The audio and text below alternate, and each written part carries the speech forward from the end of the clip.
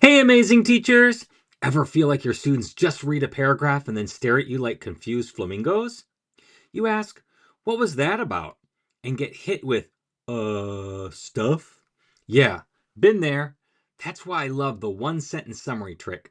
It's like a comprehension ninja. Quiet, powerful, and super effective. The goal?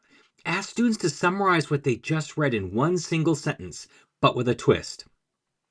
They have to use an advanced connector like aunque, sin embargo, or the ever dramatic por lo tanto. Boom!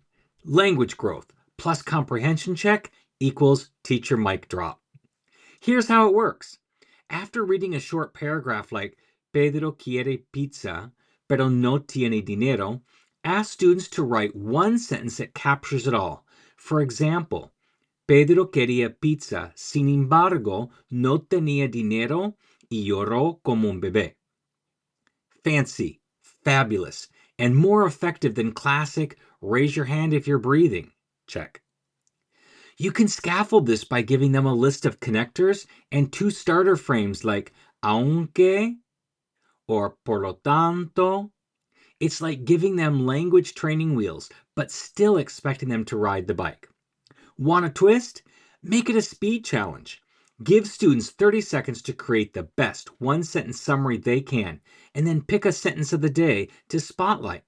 Add a silly voice, a round of applause, or a celebratory llama dance. Real or imaginary, no judgment. This turns a simple strategy into a daily habit that boosts comprehension, sentence structure, and style. And if you want to see just how CI powerful you are, head over to CI Proficiency Quiz at mm.us/CI quiz and see where your skills are at.